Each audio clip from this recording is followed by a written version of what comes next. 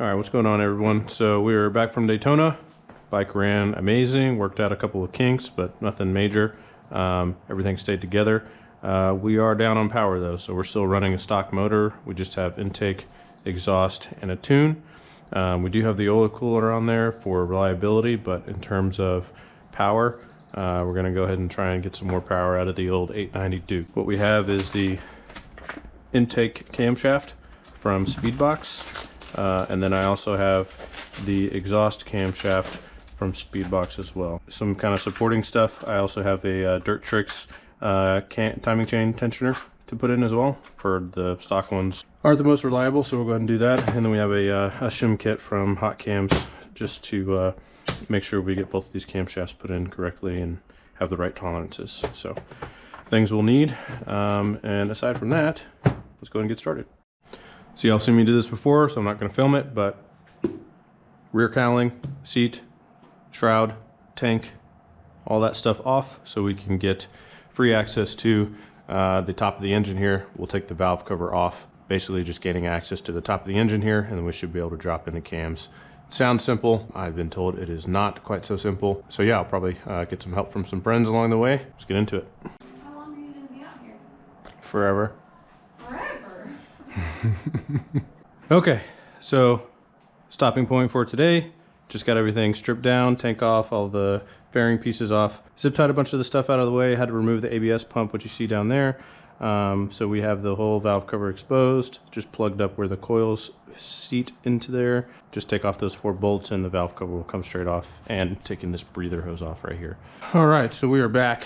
I have since popped the valve cover off. Pretty simple, just the 4 bolts on top. You kind of lift it off with the gasket that's around it, and then just carefully, I slid it out the left side here since the right side still has some of this wiring harness. But now that that is off, I've got a short list here of next things to do. So top dead center, tensioner out, so we need to pull the old tensioner out, and then take the cam caps off, and then make sure we retain that chain, timing chain when the cams actually come out. We can take this cap off here on the I don't know, I'm forgetting the name. Stator, there we go. There it is. It is a 15 mil. That's weird. Okay. Back and forth on each side of the bike. So what we want to see are the indicators on the cam sprockets here lining up for top dead center.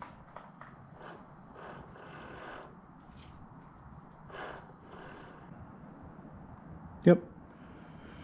So both hashes are aligned now. So that is top dead center. So next step, we'll go ahead and take the cam chain tensioner off, which is right here.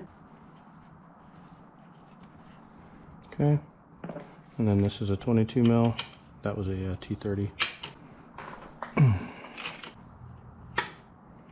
Okay, here a little pop. That should be the tensioner releasing from the chain.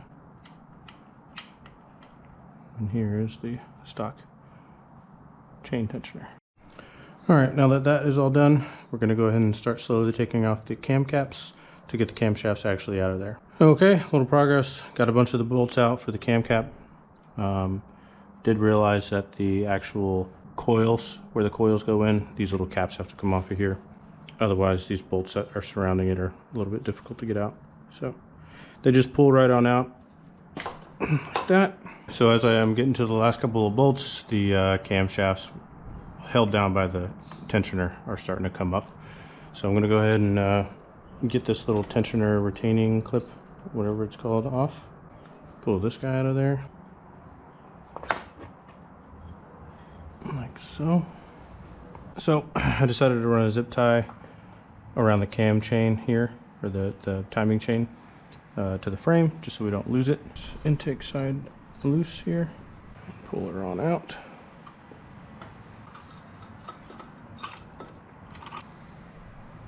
Alright, and there we have it. So let's go ahead and do a comparison between the two. Mind you, I am no engine builder or anything, so I don't know a ton about these in terms of like looking at wear and scoring and whatnot, but there's a little bit on the lobes here, maybe a little here. I don't think they look that bad. But again, you know, I don't know what I'm talking about. So you can kind of tell the profiles. Looks like a longer duration lobe that's on here on the aftermarket Stage I Speedbox cam. This is on the intake side again. And just a different shape. Honestly, it has a little bit more weight. Could be to do something to do with the balancing or something. I have no idea, but pretty neat. Now, one thing I don't know about that has me a little bit perplexed. I'm sure it's fine and has good reason. Here's the difference between the two exhaust cams, which, as you can tell, there's a gear missing, which runs this gear here, which looks like some type of balancer. Maybe the increased mass this one has on the aftermarket, the Speedbox cams, takes care of whatever this is doing, and I need to remove this. That's my initial thought. Or we just let it spin freely and like hang there by, you know, without being driven by this gear. I have zero idea. But I'm sure I'll find out here eventually once I talk to people that know what they're doing. Same kind of thing. Longer duration lobes is what it looks like. And a kind of a different mass profile. This one also, same type of kind of light scoring. This one actually looks like it's in a little bit better shape than the intake side. But cool. If I'm looking at the actual seats of where these cams sit, let's see, they all look pretty clean. So this one right here has a little bit of scoring and etching on it, maybe. Nothing that I can feel, but it's kind of visible, like little burn or etching marks there. And that's on the intake side, which I guess makes sense. It had a little bit more scoring than the exhaust side had, but I don't think anything to be alarmed about. We'll see what the experts say. So far, so good. There's been some education happening. Shout out to my buddy John at EDR Motorsports, Power Sports Performance. I don't know, I'm probably messing that up. That's embarrassing. He's been kind of coaching me through this. Again, I am no mechanic. I just try to do all the things. But I decided to not go with the Speed Cam's exhaust camshaft. If you see this gear right here in the middle of the camshaft, that looked weird to me before. It's because they don't run the balancer that is in the cam cap here, which helps with these twin cylinder 890 Dukes that make a lot of vibrations at certain frequencies in the RPM range, really for not a lot of horsepower gain. So unfortunately, even though the camshaft was a gift, shout out to Gray Area KTM, they hooked me up with that. I think I'm gonna not run it and just stay with the stock exhaust cam. The power gains really come from the intake cam, at least that's what I'm being told, which I don't know any better, so I will trust the smarter people than me.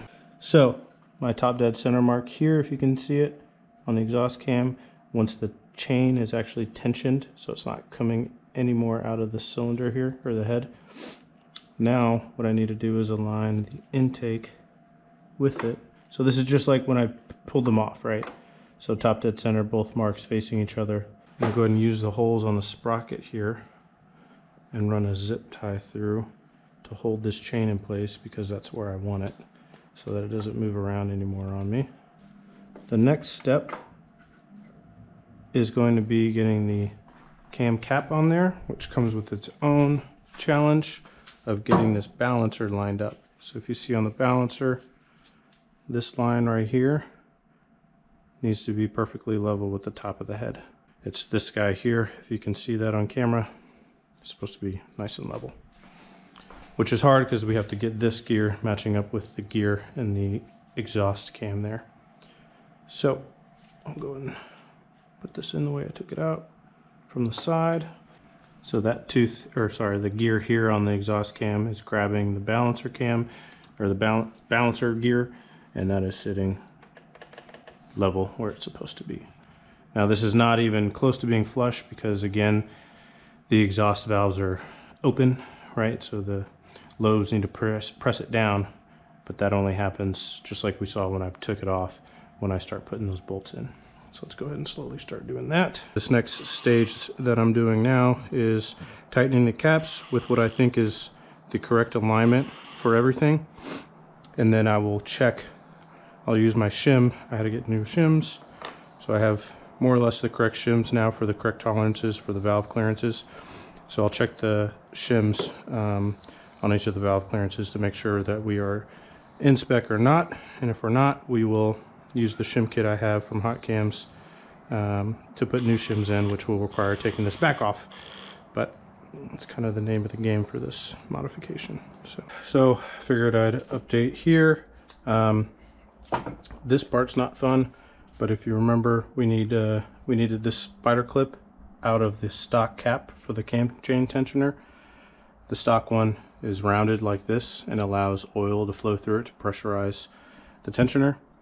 The aftermarket one that we're putting in is solid in the back, so it would not have enough room with these tabs on this spider clip here to fully seat in the cap. So we have to remove this, break the tabs off, put it back in. This horseshoe hole in the top of this clip is what allows the oil to seep through and get to this tensioner. Otherwise it would be sealed off. It's a pain in the butt to get this off. I used a combination of needle nose pliers, and I used my little pick here to try and get a little bit more pressure off of it. And then ultimately the circuit pliers were what finally did it in the end. Putting them on the edges right here of the spider clip, and you can kind of see where I compressed it, and then I just pulled the handles apart hard enough until they kind of came loose, and I was able to get it loose enough for it to fall out of there.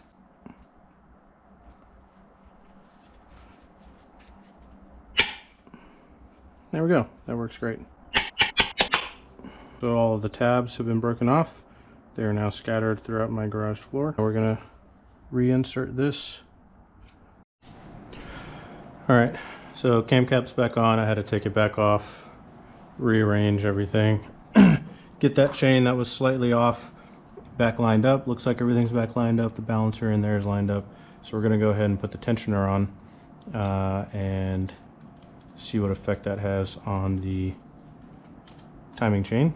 Looks like it may be easier if we take this spring out before we put the cap in, just so we can easily compress this tensioner to install.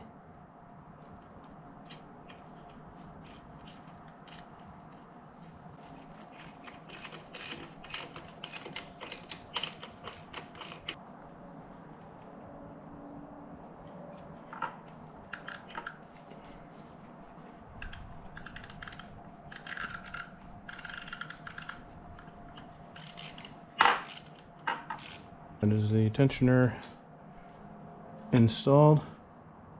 Looks like everything stayed aligned. I think we are good. Alright, so now the last step, very well could not be the last step, is checking the clearances on the valves. So I have my feeler gauge here. It's not the most precise one, but based on what the bike is saying, 0.1 to 0.15 for intake and 0.15 to 0.2 for exhaust millimeters.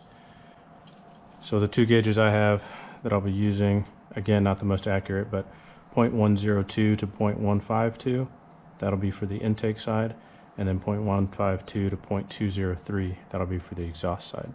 So this is essentially the range for each of them. So in order to check these, we're looking for the lobes on top of the valves that are not compressing or opening the valve, if that makes sense. So look for the lobes that are off of the valve. We'll have to turn the motor multiple times just to get and check each one.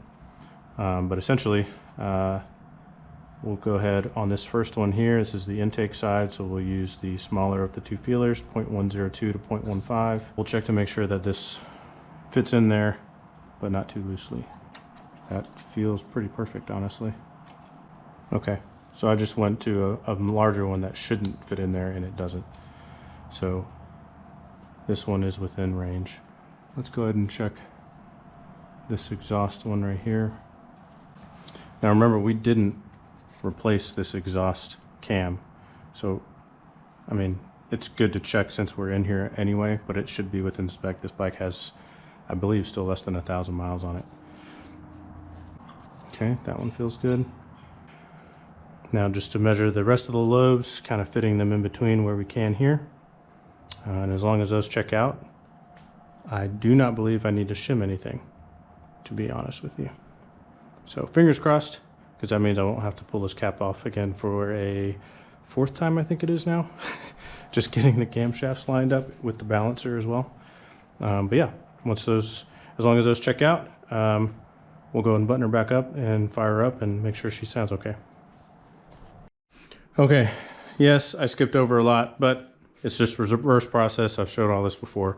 But before I put the fairing on and everything, and just had the tank on, I went ahead and fired this up once already, but I'll just do it for the camera real quick. Honestly, to my surprise, it fired right up and there's not a single sound. It's purring along like a kitten and everything's good. So sounds like the valving is correct, the timing is good, and the cam chain tensioner isn't even making a peep. So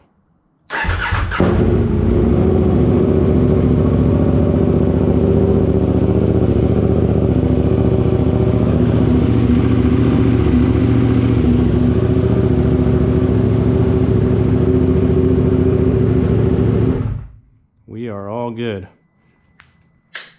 All right, so that about does it for this video. Appreciate y'all tuning in. We'll let you all know I'm actually headed out to do some training and ride this thing at a kart track. So I'll let you all know how it feels and what differences I feel with the intake cam and the tune that's been tuned for it, even though I didn't run it initially. So more to come.